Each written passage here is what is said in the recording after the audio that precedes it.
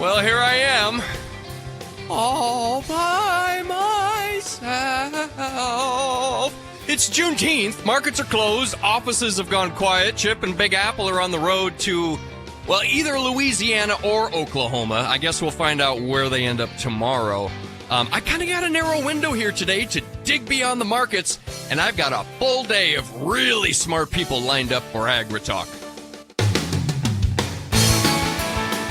Live from a Molasses Cookie Wednesday via Farm Journal Studios, this is AgriTalk. This morning we'll begin with a conversation with Dr. Scott Brown from Mizzou. Then it's our Farmer Forum with panelists Michelle Jones and April Hemis. Directly following the news, Margie Eckelkamp from The Scoop. I'm handsome newsman Davis Michelson, and now, welcome the host of AgriTalk, me. Good morning, everybody. So glad you've tuned in on this Wednesday morning. We are deep into the foothills of Hump Day. The trailhead says this way to the summit of Hump Day, and that's the way we are headed together today. Markets are closed. Everything is closed. Like, I don't know where all the people went. I guess they're sleeping in still. But I'm glad that you've chosen to spend some time with us here on AgriTalk today. I've got the show this morning. I've got the show this afternoon. Super psyched about it. We're going to begin this morning with Dr. Scott Brown from University of Missouri. He's got the ag economy. I don't want to say it's completed yet. They're closing it here in just a few moments, but we're going to have a discussion with him about Mizzou and Farm Journal's ag economy outlook here. He's got some survey results. There are a few questions that I wanted to ask Scott specifically about some of the things that they're asking these economists, and exactly what do you mean by that question? What are you trying to get at? Like I said, the rule of the day is going to be digging a little bit deeper today because we don't have markets to talk about, and really not even a whole, well, no, I'm not going to say that. There is news. And then after that, I may completely step in it. You don't miss this because I've got a Farmer Forum with two of my absolute favorite guests, Michelle Jones and April Hemis. Now, there was a story yesterday out in the news about USDA and something with women and minority farmers, and it didn't seem fair to people. I'm going to go ahead and just dive off into the deep end and ask Michelle and April, and I hope that they'll be gentle with me because I really do. I would love to know how women like them who are in the industry, who are pillars of our industry, feel about stuff like that, if they have any thoughts. And maybe they don't, and then we'll move on and I guess probably talk about corn, beans, and wheat, I guess. Who knows? Everything is on the table on a day like today, including today's news. Let's get there now. The National Weather Service is looking for potential tropical cyclone 1 to likely bring very heavy rainfall to coastal Texas today and eventually the Rio Grande Valley early Thursday morning. Coastal flooding and tropical storm force winds are also possible along the Texas coast. Excessive heat will continue to persist from the Midwest to the Northeast and Mid-Atlantic this week. Hey, question, is it hot where you are? I bet the answer is yes. And here's the thing with Texas. Now, we got a potential tropical cyclone that's kind of building in the Gulf here. The northern parts of Texas had too much rain, just too much weather there for the longest time, and now we're seeing the southern portion, the Gulf Coast portion of Texas, potentially hit by a tropical cyclone here. Man, that's a tough draw. The Delta, Tennessee River Basin, lower and eastern Midwest and interior southeastern states will experience a restricted rainfall pattern over the coming 10 days, leading to net drying conditions. Meanwhile, the upper Midwest and northeastern plains will see frequent rainfall during that period. I think Chip and I were talking about it yesterday. Farmers, it gets hot, it gets humid. Storms can just sort of pop up out of nowhere. It might be sunny where you are and a couple sections over, they're getting rain. I think this is the sort of weather volatility that we can expect here in the Corn Belt. They're talking about the coming 10 days and some net drying as well possible. Sticking with the weather, Russia's southern region and eastern Ukraine may encounter scattered showers and thunderstorms over the coming week, but a general soaking rain is not very likely, and temperatures are advertised to continue quite warm through the next 10 days. This, according to World Weather Inc. Russia, that major exporter of wheat onto the global market, is competitor number one for the United States. A crop problem there. We don't wish crop problems on anybody. Let's not be that way. Better than us, though. Am I right? China's ag ministry said record high temperatures have had an adverse impact on planting crops there. The ministry sent out several work groups to 7 provinces to offer guidance in the fight against drought. The country has been working to encourage domestic agricultural production in recent years, but they have also dealt with a tough road to hoe, including some floods, all kinds of stuff going wrong over there for China as they work to increase domestic food production. The Canadian Food Inspection Agency, or CFIA, has updated its guidance for veterinarians regarding highly pathogenic avian influenza, that's HPAI. The agency will cover laboratory testing fees at any Canadian Animal Health Surveillance Network lab, but will not cover veterinary fees for sample collection or shipment. Veterinarians must report negative test results to the district office if HPAI is suspected.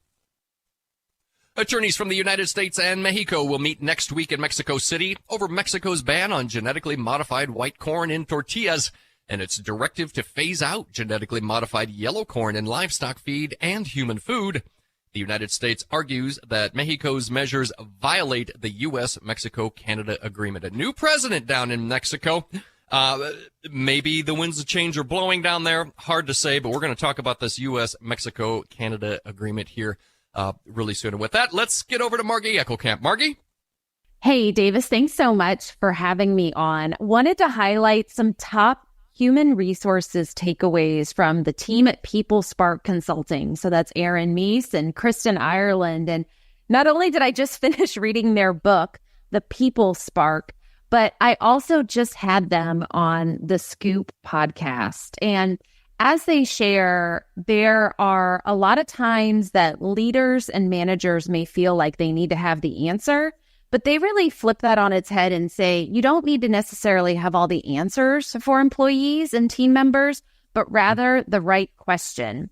This is particularly helpful when you are addressing how to show high-achieving team members a future at your business, be it an ag retailer, and how they might take over a legacy role. So they don't necessarily have to do the job exactly like somebody did before.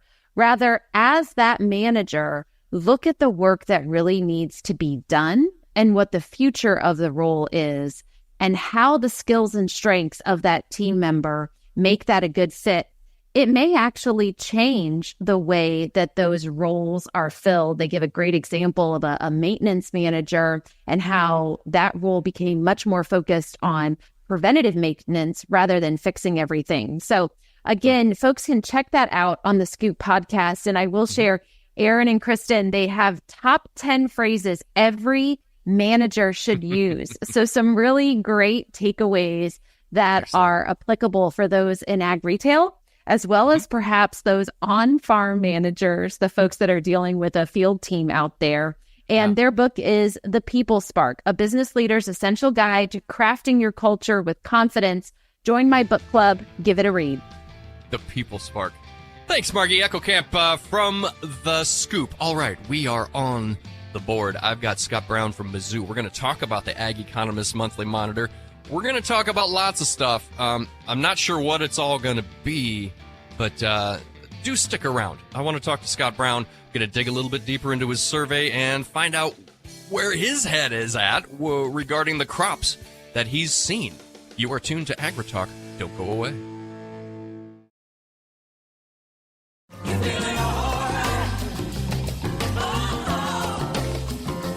We don't make the news, we render it. AgriTalk. Indeed, and we're going to do exactly that today. Your pal Davis Michelson here behind the big green leafy microphone of AgriTalk. Pleased as punch to be here. Hope you are off to a good start today. Wednesday, the middle of the week. It's kind of a weird day for some people to not be at work, although, am I right? There's no day off on the farm? I'll ask my farmer forum about that, see if they're taking the day off. I bet I already know the answer. My first guest, Scott Brown, Dr. Scott Brown from the University of Missouri, here to talk about the Ag Economist Monthly Monitor. Dr. Brown, welcome to AgriTalk again. Sure am looking forward to the conversation, brother. Hey, absolutely. Thanks for having me on today, and lots of good stuff to talk about, I think. Good. It's awful quiet out there today. Has the campus gone quiet over there too for the summer reprieve? It has gone quiet as Uh-huh. is normal during the summer, but Uh-huh. it's there's not many students on campus. I'll say that. Absolutely. Does that feel like relief, or does it sort of feel like where did everybody go? I think it's a little bit of both. It certainly Okay. makes traveling around Columbia, Missouri easier, but Uh-huh. sometimes you miss the hustle and bustle of the students being on campus. Sure, sure, you bet. Well, let me just get some of your general thoughts before we dig in here, because the most recent Ag Economist Monthly Monitor, you've been collecting the data, you've been conducting the survey, but is it closed now? It was supposed to close like just a few moments ago. Have we So got it closed? it has not officially closed yet, but Okay. closing here shortly. So I'm just looking at some of the preliminary data as you and I have Yeah. a chance to kind of catch up today. Sure. Okay. That sounds good. Before we get there, I'm just curious what your view currently is on the growing season, how it's going. What are you seeing from your windshield as you're cruising around? What are you hearing? What's it look like through your eyes out there in the country crop wise? Yeah, so I guess as I look around the state of Missouri in particular, it's nice we've gotten some late spring, early summer rains here. Hmm. However, when you look at where we've been setting the past few days, many parts of the state much hotter, less rain. So I think we're in the critical part here of needing just a little more precipitation as we get a little further into the growing season before we can get too excited about what yields might look like this fall. But we've certainly started in a much better place than we would have last year at this time. There's a little bit of talk, and yesterday on the show, and I only bring it up because this figure was mentioned 4 times yesterday on the show. Risk to 10% of the yield on this corn crop. I feel like that number's a little bit frightening. Do you think that there are enough holes in the middle, enough ponded out spots elsewhere, maybe that a 10% yield drag is in play? I don't know if I'm ready to say that. I haven't been Yeah. everywhere in corn country, let's say, but Hmm. to me, the start of better moisture, and I know some will say too much, um, I think has certainly started us in a much better place than we've been. Hmm. Hmm. Good, good. Um,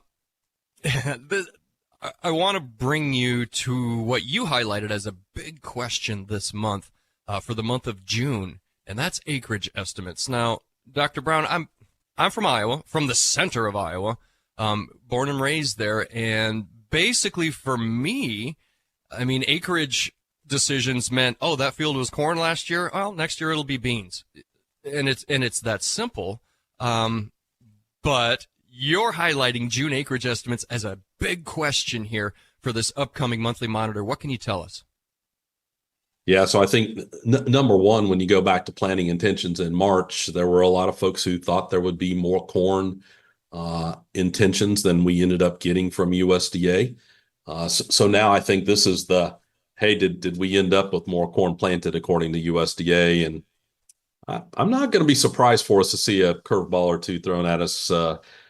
from that June acreage report. But our survey of the economists this month, asking them what they thought USDA was going to say at the end of June, Hmm. um, certainly suggests more corn acres than where planting intentions were, but not Huh. not a lot of additional acres. Most of the folks answering thus far have been in that 90 to 91 million acres of corn to be planted. Hmm. But very, very near, but slightly more acres than what USDA would have told us. Yeah. Yeah. Um, in the questions that you send out in your survey, there's a question about the relationship between high input costs and consolidation in row crop operations. I'm wondering if you would just sort of unpack that a little bit. What are you getting at there with that question?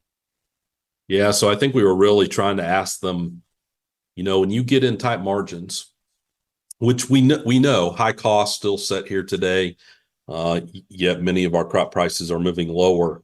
What's that do to operations? What's that make them do? And I think this idea of chasing more efficiency sometimes comes by I've got to stretch those fixed costs over more acres than I did in the past. So does it accelerate consolidation when we're in tough times?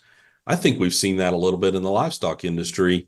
And so we posed that question to our survey economists, and almost 80% of them said yes. So maybe that gives us some indication of what happens, of maybe we accelerate a little bit of this consolidation. And it's not just farms. I think it's all of the input side as well, that we're just searching for every little piece of efficiency we could find by trying to consolidate and get larger. And that really does seem like a theme in these surveys. Some of that information just boils down to absolutely identifying increasing efficiencies on the farm or potential efficiencies on the farm that could be utilized. When you talk about tighter margins influencing purchase decisions in the near future here, what sorts of purchases are we talking about here? Yeah, so we were polling the economists to ask them, what are some things that you expect to happen? I don't think it's surprising that reducing machinery purchases almost sits at the top of the list of some of the bigger changes that we see coming. When you see companies that are laying off employees, we know those machinery purchases are already slowing down. That likely stays with us.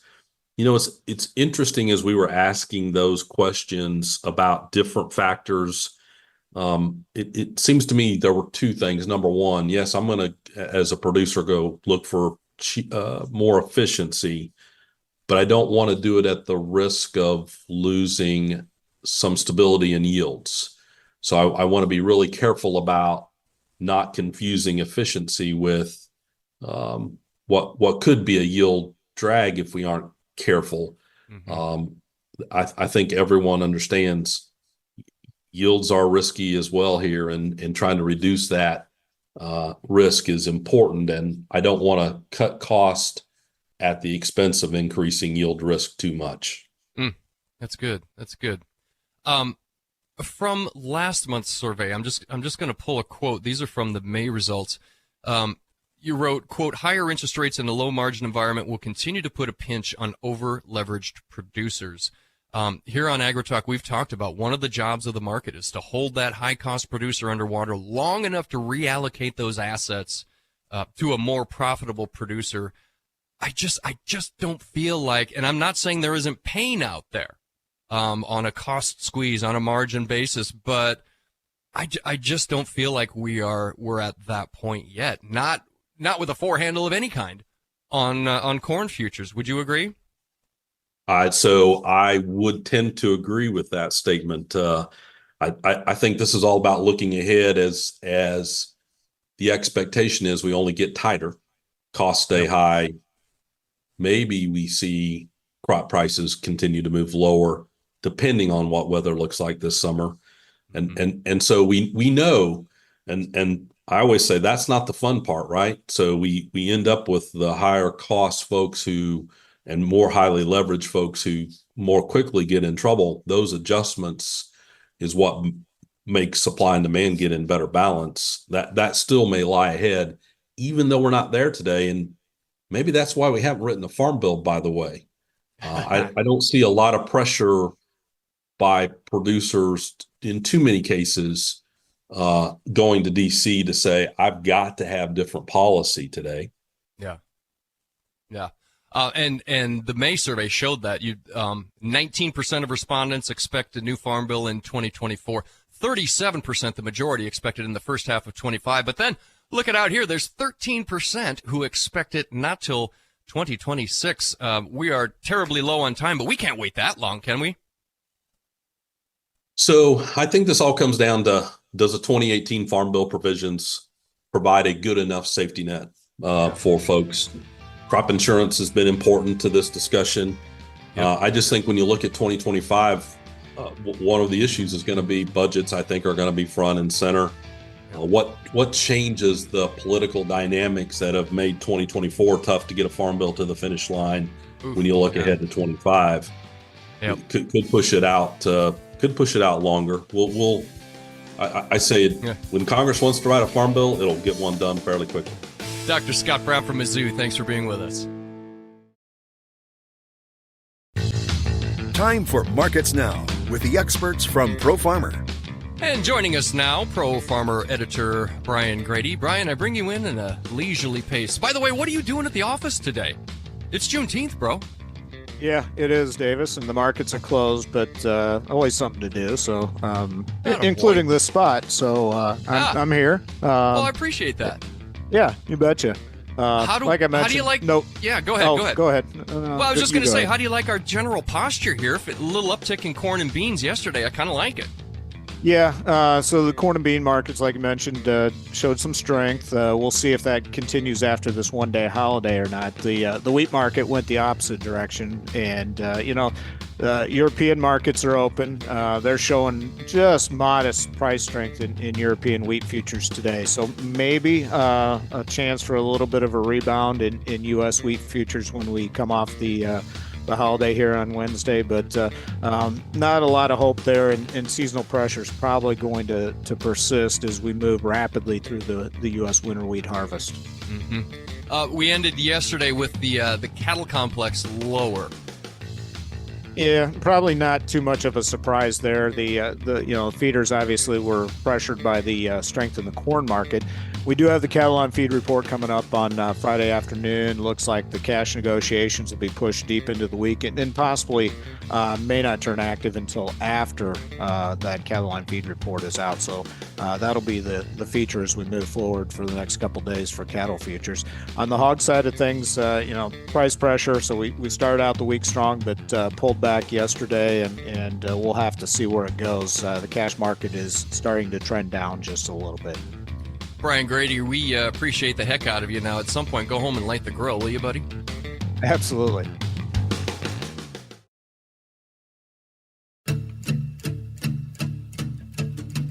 Opinions expressed on AgriTalk do not necessarily reflect the views of Farm Journal Broadcasting, affiliate stations, or sponsors. The best talkers in ag, including you. Join the conversation on AgriTalk. Call us at 855-4-TALK-AG. Welcome back to AgriTalk, everyone. Your pal Davis Michelson here on Juneteenth. Markets are closed today. Pretty much everything is closed. Brian Grady was at the office, though. Heck of a guy, which is really nice. Great to talk to him. This afternoon, we're going to take the opportunity to go wall to wall Todd Bubba Horwitz in the afternoon show. If you love the Bubba shows, tune in this afternoon, 2:06 Central on your favorite ag radio station or on your preferred digital device. You're not going to want to miss this.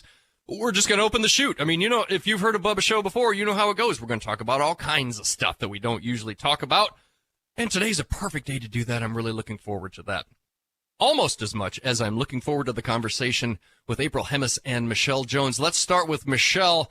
Michelle, come on in. It's been too long since you and I spoke. How are you? I'm good. It has been too long, Davis. Yeah. So sometimes you're in Seattle, sometimes you're in Montana, sometimes you're somewhere in between. Where does Michelle Jones find herself today?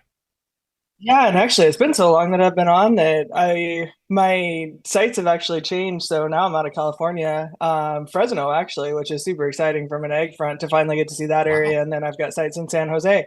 But oddly enough, I'm actually in Arizona working this week before I head back to California. So I'm in pretty toasty Tucson. Yeah. What's the temp look like down there? I heard it's supposed to be a little warm. It is supposed to be a little warm. I think it's supposed to touch 110 today. 110? It's probably around yeah. Oof. Yeah. Toasty. That sounds awful. Awful.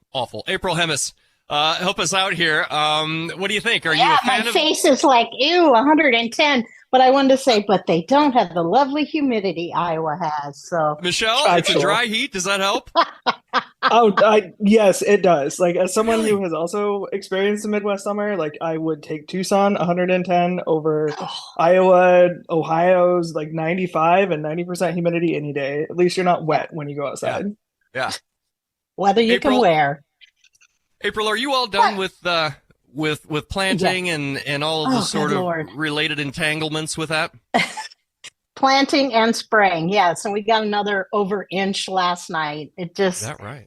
After last year, I got 7 or 8 inches of rain all growing season, and I got more than that in the month of May this year. Wow. So that's farming. That's farming, baby. That's right. How it rolls.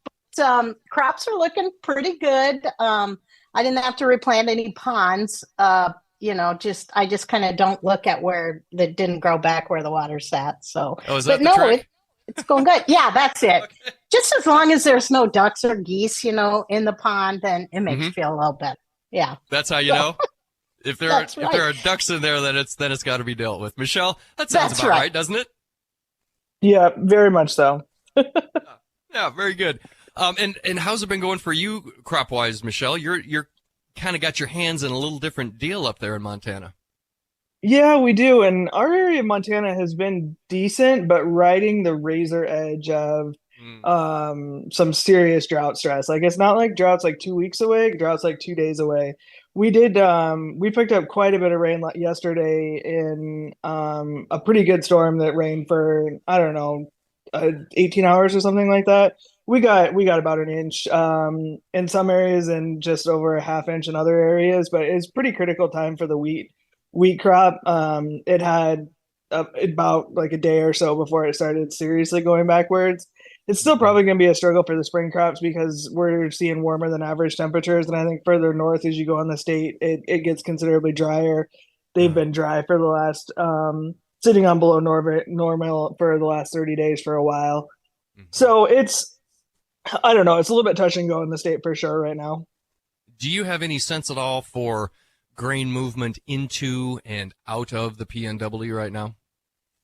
Not the PNW specifically, but certainly like there's still a lot of grain moving. There's still a lot of grain in the country, either because people deferred contracts because last year was across most of the state a record year. There was just a lot of grain, or because people just flat out decided not to sell, and now they're on the wrong side of the market and still don't want to sell. But even we have most of it been full of safflower. It's been sold since before we planted it, but it's just been slow to move. And we have a bin of 25,000 bushels of barley that I think is finally going to move because I need it for wheat harvest coming up. And I just sold the last of my winter wheat. It was it was the last that I hadn't contracted.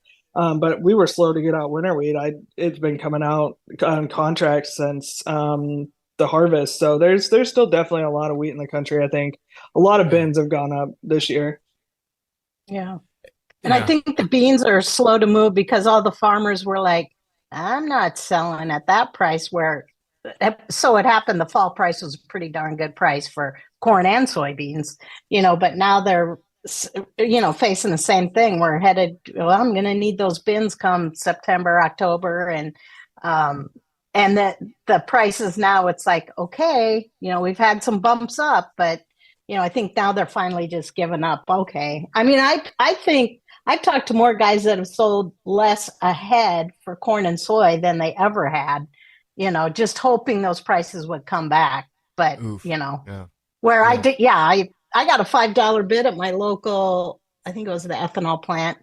And somebody goes, you're gonna sell them. I go, yeah, I'm making money at $5. You're not gonna go broke farming when I know it's above my cost of production and pretty good. You can't that's what old Jim Wiesmeyer says. Yeah, can't go broke making a profit. That's right. Yep. You're just back. I also from subscribe to that for sure. Yeah, absolutely. So. Let's. I want to talk about you just got back from a whirlwind trip, April, Belgium and the Netherlands. Yeah, I was there. What was the deal there? What are we doing? So I was there talking with FEFAC, which is the EU Feed Association. Okay. And they had their annual meeting, and then we went that was in Belgium, and seeing all the EU buildings and everything, we're the heart of the EU, and then headed to the Netherlands and visited a farm there and talked to buyers there and in the Netherlands. And it was all around their EUDR, EU deforestation regulation. But now this was before the elections. And actually the elections went the way they thought they would, because we're like, well, what are you going to do if you have to start buying with these regulations, the deforestation? And they're like, they were just going to ignore it. I just went, oh, you're taking my daughter's point of view when she was a toddler. Ignore, Right. ignore. Right. So it was amazing, but it's still going to be enacted January 1st. So we'll see what happens now that it's gone a little bit back, more conservative, I guess you would say, less of the NGOs in control. So, it's amazing how this goes back and forth. And in that meeting, they were talking about, I can't remember the term they used, but I said, what are they talking about? And it was protectionism. It's just like, US first. Well, they were EU first. So it's amazing how, we usually take our cues from the EU. Well, now they're taking their cues from us a little bit in that situation. So, but the farmers there have had enough. They're regulated to the nth degree, so it was good to see them standing up for themselves, and they're actually gaining traction. So, Good. that was a really interesting trip. Yeah, I don't understand much about the nuts and bolts of the EU elections or whatever, but it does sound like there was a pretty decidedly conservative lean to the voice of the voters. Very much so, and I think everyone there was surprised. The German farmers usually fell in line before, and when they started going, and when we were meeting with some of the execs in the EU, we pointed out, we said, were there really protests? Did they really dump manure on the streets? And she goes, oh yes, this street was filled with liquid manure. We go, wow. So they were really protesting there, and obviously got their point across to some of the people. Yeah, it's amazing. It's like because you got to think of all the countries that have to vote. So it's over a week's worth of voting. So it's very interesting. But in my point of view, it's good to see that reality has stepped back in over there, and a lot of the things that they said they wanted to do, really aren't doable. People need to eat. So, Well, and that's the thing. And I'm really having a hard time because I think a lot of that just boils down straight to the climate. And I'm wondering, Michelle, maybe you want to wade into this one, but why are biofuels not recognized more as a potentially greener fuel? I mean, we got stuff with the big engines now that they're trying to clamp down on. This is a good transition fuel for us. Yeah. It is. I've always wondered that, and I've wondered twofold, like why the ag industry is not louder in that regard and more out into the public. I think that we kind of let the conversation be swayed into like there's too much corn produced and it's bad for the environment, and monocropping, which is we all know is not accurate, but like we let that outweigh the conversation that we could be having about like it has made the Midwest more of a 2-crop rotation, but there are huge benefits to climate, and we've seen reductions in greenhouse gas emissions out of agriculture overall in the United States as a result of it, and especially because it is a massive amount of byproducts that can also be used to further increase the value stream. But I also am always at a loss for like why that is not a conversation. And I see it like even in Seattle or California, like I see all these gas stations that advertise ethanol free gas, and I'm like, why are we losing that battle and not having the like advertising the values of actual ethanol fuel in these areas? To actually advertise against ethanol, that's interesting. Great conversation going here. I've got April Hemis and Michelle Jones. It's your pal, Davis Michelson. We're going to talk more in this fourth and final segment, and I hope you'll join us for more AgriTalk.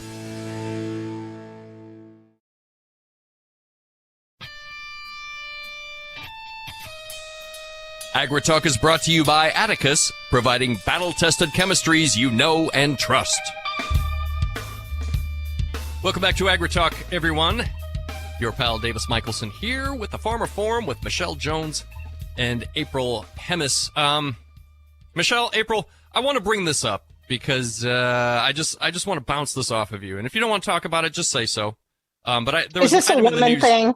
It is a woman thing. Yes. Yes. I knew it was coming. It's coming. I gotta know. Oh, sorry. Go ahead. Well, yes. Here we go. The news story reads. A Texas federal judge has temporarily blocked a USDA disaster relief program from giving preferential funding to women and minority farmers. The judge sided with a group of plaintiffs who claim the program illegally discriminates against white male farmers. The judge's order ruled the program likely violated the plaintiffs' constitutional rights to equal protection under the law. Now, both of you are pillars in a pretty dude-heavy industry. I'm curious, I don't know who wants to jump in here, or if either of you do. What are your thoughts on this?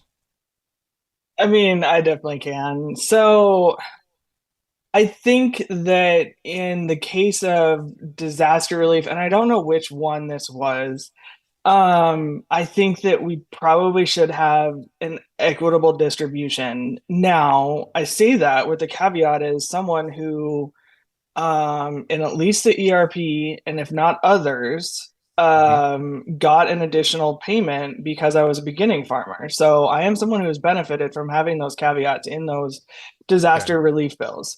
And I think that there's benefits to having it under the beginning farmers. Now, where I've run into issues is not so much that it's a, discrimination against white farmers, because these groups, these minority groups, the reason the USDA has these is because there's demonstrable barriers that we have put up for minority and female farmers in recent years. I mean, within my lifetime, arguably probably within the last, 10 to 15 years that have gone less reported. But, do I, as someone, with an outside work job, an outside the farm job, a stable balance sheet, do I deserve 10% more than, my husband? The answer is probably no. And that's where, but does, a single solo first gen farmer deserve 10% more? The answer is probably yes. And that's where it's really hard to say no, we shouldn't have them in there. But I do worry about, in disaster bills specifically, the challenges of doing that. It's just, I don't know, it's just a tough issue. And and while I support some of that, I worry about it in those disaster bills. Yeah. April, what are your thoughts? Well, she answered that very, very good. Agreed. Way better than I could have. But so I've been farming on my own for almost 40 years now. Now, to tell you what happened back in the 80s, you guys would not believe me. But I mean, I got funded. I started farming with my dad and grandpa, but I was still on my own, But at one point I was asked for a marriage certificate. I said, do you do this to the men farmers? And they're like, well, wait, ask for a marriage certificate for what? When I was getting a loan. Yeah. For funding. And gosh. it was an Iowa State. It was a participation loan for a down payment on land. So anyway, It was, okay. Yeah. So those are the things but that was a long time ago. Hopefully they don't do that anymore. So there's lots of stories like that out there. But I always say banking's black and white and things like this. And I agree. The disaster should be treated equally.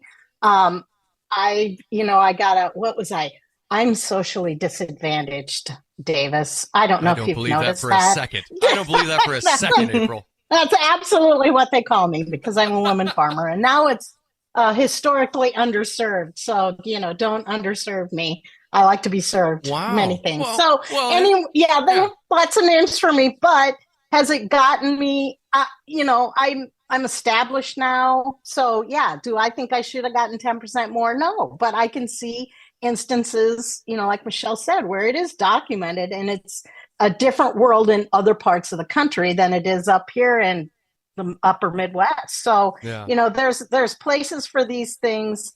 And that's a really not answering specifically, but, I have a lot of stories to tell, and so do other women who have been involved in production agriculture. But horror stories, I'm sure. Yeah. Well, and is it getting better for women out there? I don't know. I don't know that we're treated a whole lot better, but I am because I've been around so darn long, So I'm only hoping they are, but when it comes to banking, it's pretty much black and white, hopefully when they look at you. So there's my answer. Okay. And Hey, Michelle did way better than I did at answering that. So. No, I appreciate you both. I love the comments. I'm a well, father I challenge of two daughters, you to just walk around with us. Yeah, just walk around with us at a farm progress show or somewhere like that, and you see you'll see what happens. So yeah.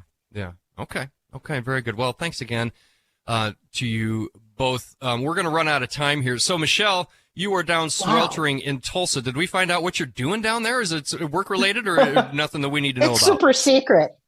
No, it's we actually, my husband's sister-in-law's or sisters live down here, and we actually own a house in Tucson, and so my boys come down 2 weeks for the summer to see their cousins, and because I'm just working, and then I'll fly to San Jose next week, so it's just basically working from a different house sort of situation. We just pick terrible times to come to Arizona. A little family time though. That never hurts at all, does it? No, so fun. it's been fun. It's supposed to work out that my husband gets to hay and not have any bothers, but it's been raining, so he hasn't been haying. Yeah. April, what about you? What's well, next on your first docket? of all, you never called me her Royal Highness once, and I'm a little bit disappointed on that. Yeah, I didn't want to oversell it. I'm a little disappointed, not gonna lie. No, farming's going good, and right now it's hurry up and watch them grow, and hope for a great harvest and not get the combine stuff. Yeah. Oh, that would be great. That would be absolutely great. Michelle Jones, thank you so much for your time today and your candor. We really appreciate you. Have a great day, Michelle. Thanks, Davis. Thanks, April. You bet. And April, her Royal Highness. There it is. Thank you so much for being with us, April. I appreciate you as well. Travel safely, all right? Always fun. You bet. Thanks, Davis. Indeed. Well, that was a great conversation. A lot of fun. Come back 2:06 Central this afternoon. It's a Bubba Show. We're going to open the chute and see where he goes.